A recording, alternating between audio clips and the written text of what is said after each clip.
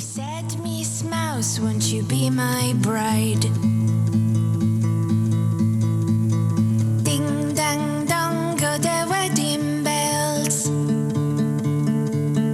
Here's to Cheshire, here's to cheese, here's to the pears and the apple trees, here's to the lovely strawberries.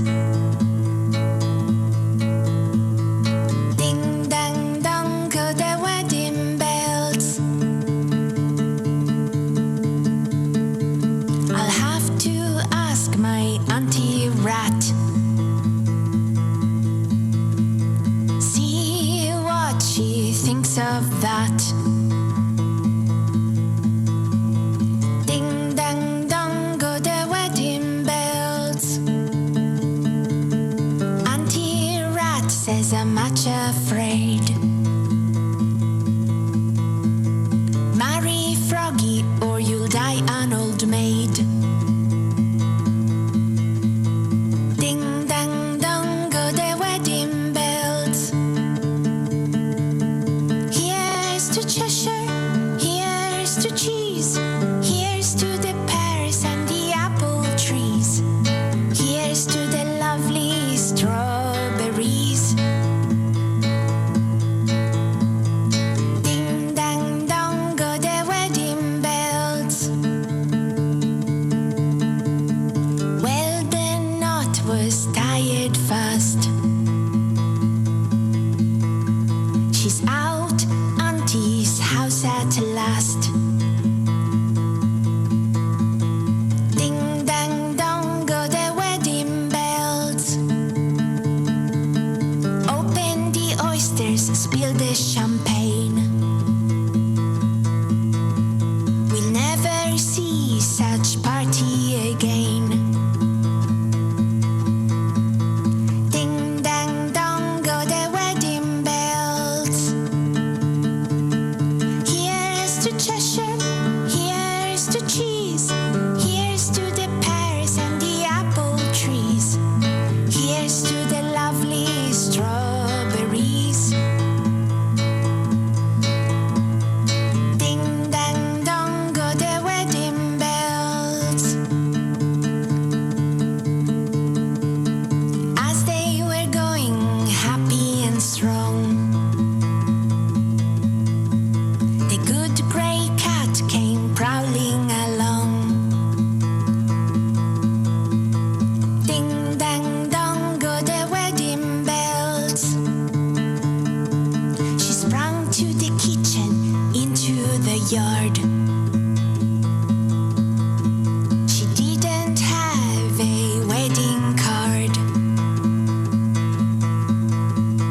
Ding dang dong go the wedding bells. Here's to Cheshire, here's to cheese, here's to the pears and the apple trees, here's to the lovely strawberries. Ding dang dong go the wedding bells. There was a little frog who lived in a well. A pretty little mouse lived under a hill. Ding dang dong go the wedding bells.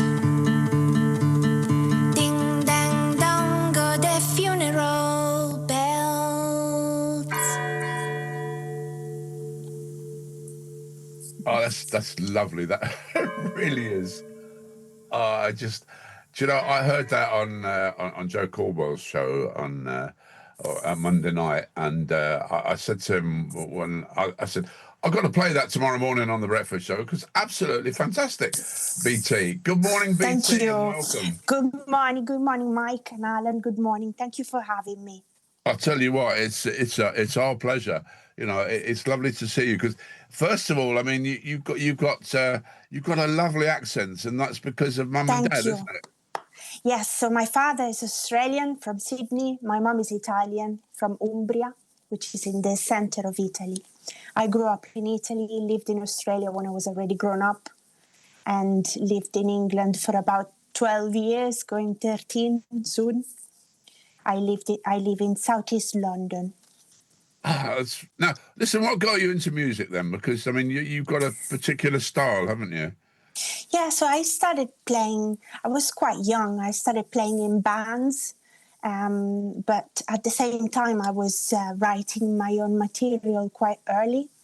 But then I continued playing in bands. I played in rock, metal bands for quite a while with friends. And then in my late teens, early 20s, I decided to concentrate on folk music and my singer-songwriter material. So yeah, I don't know what got me into music. My family is quite creative, so they played a lot of music to me when I was growing up, especially my father, who was playing folk, rock music to me. So yeah, I think that's what got me into music in the first place. Do you have a particular style that you like best, you know, like folk or rock or? Yeah, I like folk music. I like playing guitar and singing mainly. You know, playing classical guitar and singing. I also like opera, psychedelic music, rock. I'm quite open to different genres. I don't focus, you know, to one genre. That must help you then, really, when you're sort of thinking about, well, what's my next song going to be? Because, you know, if you've got such an eclectic style of music, Yeah. you don't have to think, well, yeah, it's got to be folk or it's got to be classical or whatever, yeah? Yeah, I think over the years I developed my own style. This guitar and voice, they go together. So I always record guitar and voice together. It's one thing for me. I don't separate the two. And I also write with my classical guitar. The other day I started a new song about time. And that's quite folky, I'd say. Where'd you get your ideas from then for songs? I don't know. I think, you know, I just live my life and then I accumulate, you know, little things that I see, you know, on my day-to-day life. And then I think they just live at the back of my head somewhere and then they come out and then I write a song perhaps. Sometimes the song is not that good and it goes away. And sometimes I like it more and it stays with me and becomes a song that I perform and maybe record. This is my theory.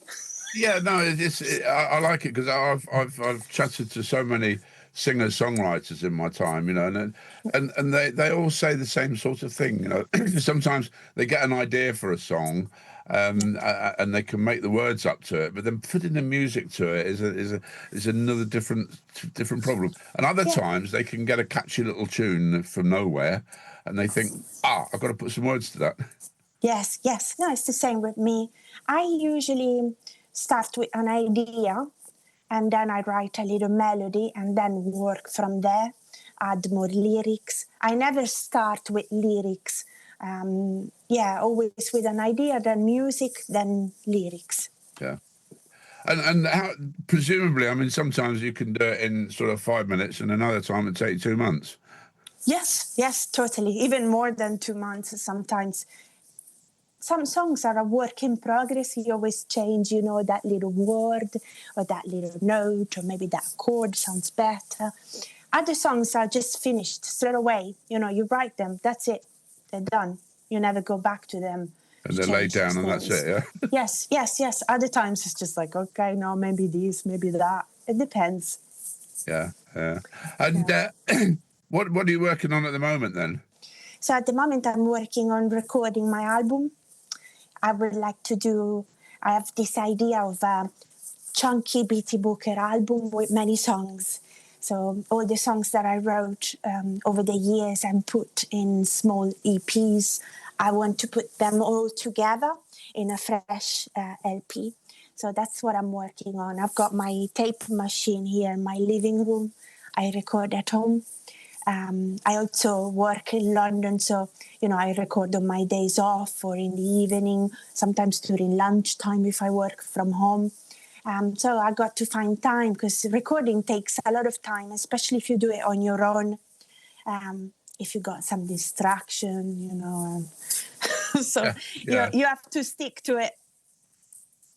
Let's come back to that in a minute because we'll have a break and we'll play this one now called The Crow. Yeah, tell me about The Crow. that. So The Crow, I also illustrated that song and made this little book. Yeah, You can see it in my image. There's a lot of crows, obviously. It's available from my Bandcamp, BT Booker Bandcamp music shop. So these are some people from Brixton. Yes. So this song is dedicated to the people of the night and the crow. And I was inspired to write this song because one evening I was walking home and there is this big tree near my house next to a church. And on the tree there was this crow, quite big crow. And the crow looked at me and said, "Wah, wah." So then I went home and wrote this song. As simple as that. And this song was one of those that was already done quite quickly. Smashing. Right, let's take a break and have a little listen to The Crow.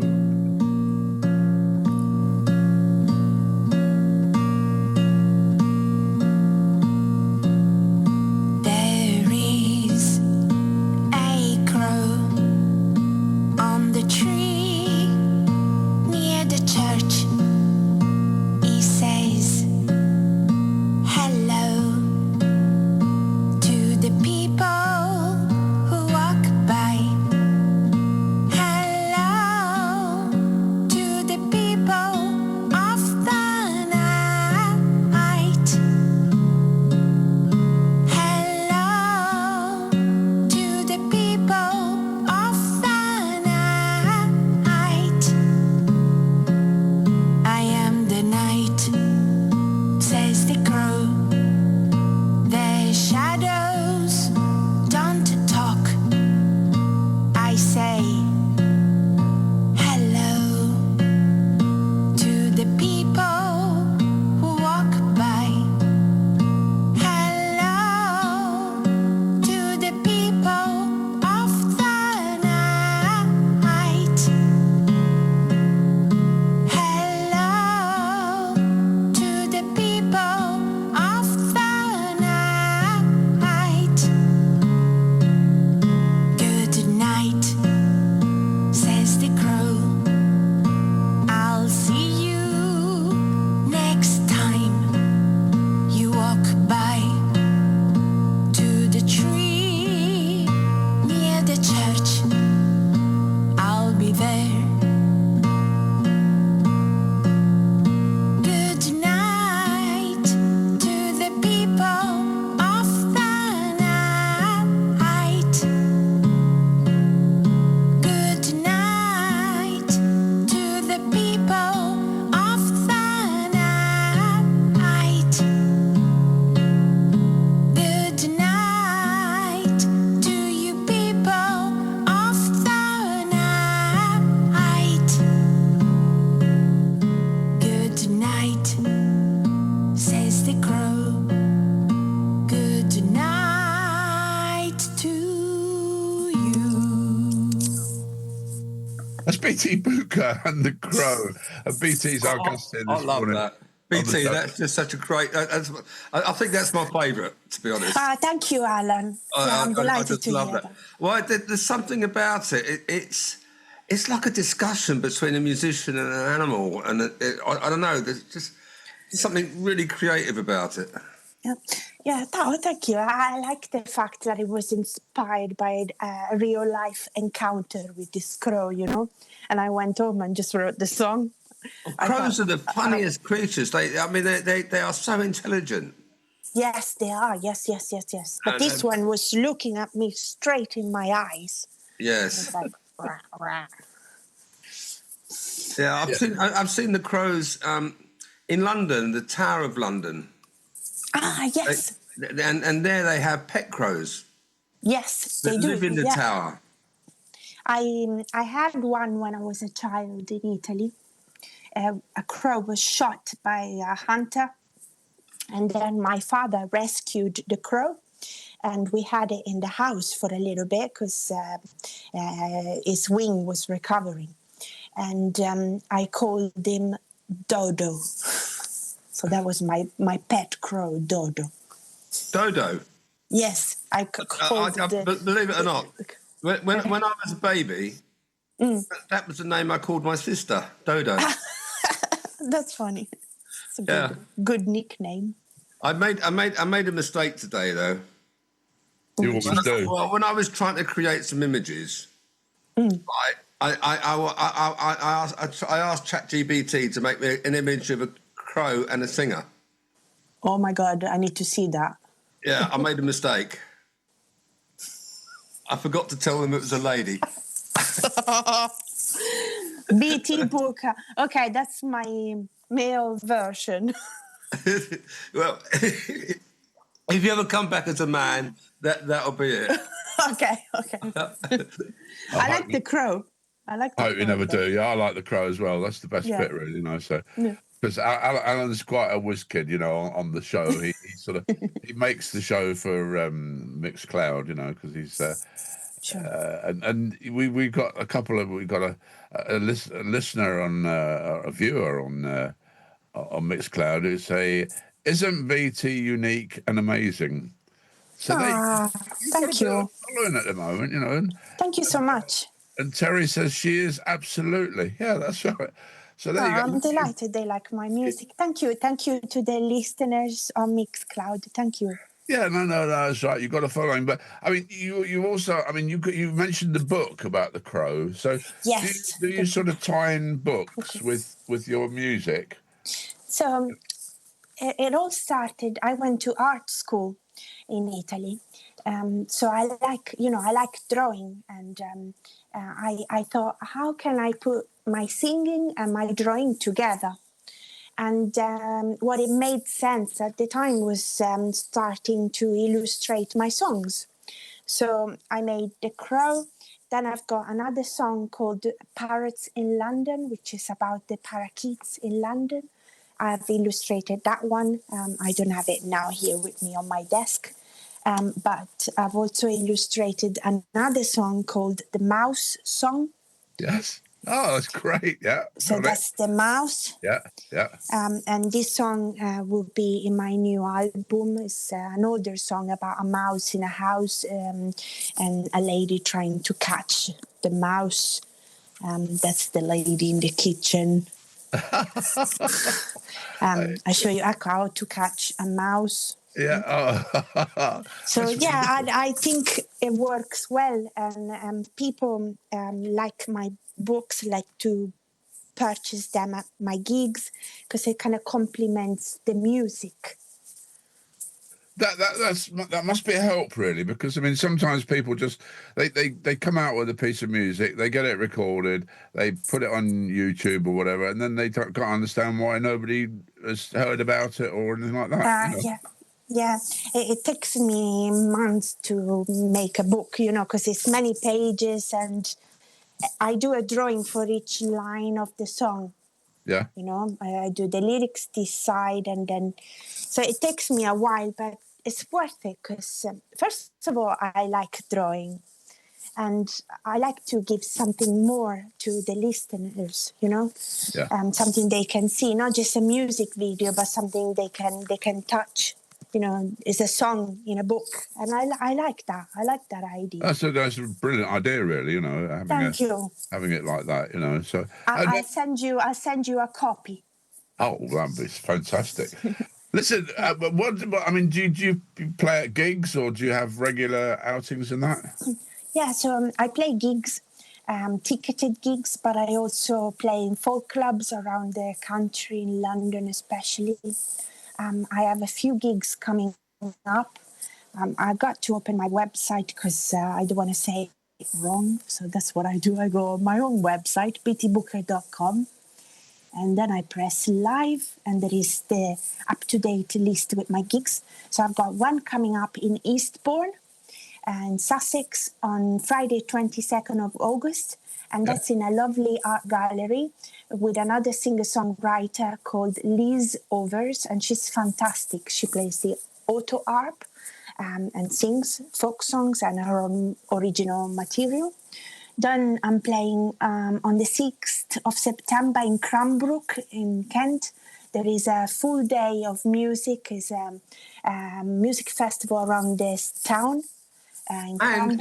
And on the 13th of September, which is my birthday, In St. Leonard's-on-Sea. St. Leonard, yeah, I'm on my birthday. I'm going to have to come to that gig. Happy birthday already. And I've got one more in London, in Camberwell, on 4th of October in a record shop. And those two gigs, the one in St. Leonard's and London, are free, and they're during the day, in the afternoon. So it's quite nice. Oh, that's that. I mean, you're sort of well booked up, aren't you? I've got a few, yeah. And I got a few more coming up as well. Oh, that's fantastic. And I hear that you're doing the sensible thing and moving out of London down to Sussex, yeah? Yeah. At some point, I want to move a bit out, to be closer to the countryside. But yeah, I'm still thinking about it. At the moment, I'm here in London and I love it, so that's okay. Yeah, London's a fantastic place, isn't it? But it's nice to get away from it, isn't it? Yes, especially after living here, for quite a while. I've always lived in London. It's about 12 years now. So I kind of need a bit more space and somewhere cheaper too, because London is getting quite expensive, especially for an artist. I work as well as doing music. But yeah, when the rents are rising all the time, of course, it doesn't help. Silly question, but I mean, when you go into a studio and that, are you a perfectionist, or do you settle sometimes for second best? Right. First of all, I record at home, so I don't go in a studio. So that's good because I have more time, to be a perfectionist if I record at home. Yeah. But yeah, sometimes I do the songs, the takes over and over again. Sometimes the first one is good, and that's what I prefer because it's easier. Yeah. But I can do things over and over. It's just the way it is sometimes. Some days things come quite easily. Some days you have to do it over and over again. You have to be patient with music. I was going to say, it must be frustrating sometimes because, when you sort of lay something down and you think, it's not quite right. It could do with a little tweaking, but, it's finding that bit to tweak, isn't it? Yes, and also I don't digitally manipulate my recordings. What you hear is what I play. So if something is not quite right, I cannot change it. So I need to do the take again. So that's the thing with my recordings. They're quite real and raw. I don't do any digital manipulation. No, although it's got very easy, hasn't it, nowadays, and to cheat. Yes, I guess so. Yeah, and you've got a new EP coming out, haven't you? New album. So at the moment I'm working on it, so it's not coming out yet. All right. But it's in the works. It's in the work in progress. Yes, work in progress. Yes, Lovely. I like to take my time because I want to release something when I'm really happy with it. First of all, I do music for me, and so I've got to like it. And then if I like it, usually other people like it too. So. Yeah. Do you have friends and colleagues who are critical of your work? And critique in the right sense. To be honest, I get critics mainly from my father because he's quite honest, Yeah.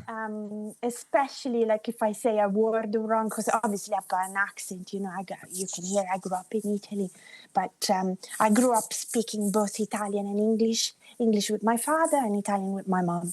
So if I say a word in a recording that is not quite right, it's like, that doesn't sound good. So, but that's helpful for me because I want people to understand what I say in my songs. I don't want it to be a song where you don't understand the meaning or the words. Yeah. But friends, no, not really. They usually like what I do. So you're a bit of a daddy's girl, yeah? No, I like my parents. You know, I'm an only child, so both of them. Yeah, I'm quite close to my family. Yes, That's lovely. it's important for me. Yeah. Both BT, my parents, and they have pets, so I'm close to the pets too. yeah. BT, it's lovely to talk to you this morning, Thank and you, I Mike. hope we'll keep in touch, because when Yes. you're ready to bring out another one and that sort of thing, then let us know. You've got our contact details. Thank you. I because will. Yes. We'll love to have another chat with you in the not too distant future, after you've settled down in your new home. Yeah. Yeah. Okay. Thank you, Mike, and thank you, Alan. Right. Well, we're going to go out but tell me all about it. The Weep Willow Tree. I mean, that's again. What's that all about? So the Weep Willow Tree is a traditional folk song, and I decided to do my own version after doing a storytelling session in Sussex. No, it was in Sussex. In Surrey. It was in Surrey, in a place called West Horsley Place. Yeah. And apparently that's where the wife of Sir Walter Raleigh lived. And I became aware of this song at the storytelling session. Apparently Sir Walter Raleigh was on the ship. The Weep Willow Tree is the name of the ship. So the song is in my EP together with the Frog and the Mouse. Yeah. So that's the ship and the cabin boy. And at the end, they all die, including the frog and the mouse. So at the back of the CD, there is a little graveyard. Oh, yes. Yeah. Oh, Including fantastic. no ship, no cab. So that's my illustration. Yeah. And the CD is available on my Bandcamp. Great. BT, With the lovely. lyrics. Oh, look at that. That's lovely to talk to you this morning. It's great. Thank you, Mike. Great to meet you. All right. And we'll wish you all the best, and we'll see you very soon. Yeah. Yeah. Bye-bye. Thank you. Take care. Bye-bye. There was a lofty ship, she sailed on the sea. The name of the ship was the Weep Willow Tree. She feared she would be taken by the Turkish reverie. She sailed on the lowland low. She sailed upon the lowland sea. Up steps the cabin boy, aged 12 and 3. He says to the captain, "What will you give to me if I swim alongside the Turkish reverie? If I sink her in the lowland low. If I sink her in the lowland sea." Well, I will give you silver, I will give you gold, the hand of my daughter, if you would be so bold to swim alongside the Turkish reverie, to sink her in the lowland low, to sink her in the lowland sea. The cabin boy got ready, jumped in the sea. He swam alongside the Turkish reverie. With his little drilling tool, he bored holes 3. He sunk her in the lowland low. He sunk her in the lowland sea. The boy turned around, back again swam he. He called for the captain to haul him from the sea. The captain wouldn't heed, his daughter he did need. He left him in the lowland low. He left him in the lowland sea. The crew, they helped him out. Upon the deck he died. They wrapped him in his blanket, very soft and wide. They cast him overboard to drift upon the tide. He sunk in the lowland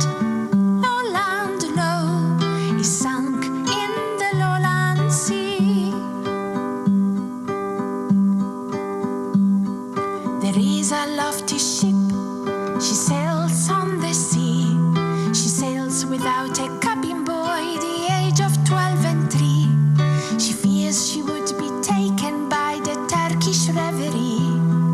She sails on the lowland, lowland low. She sails upon the lowland sea. Ship the Willow. That's BT Booker.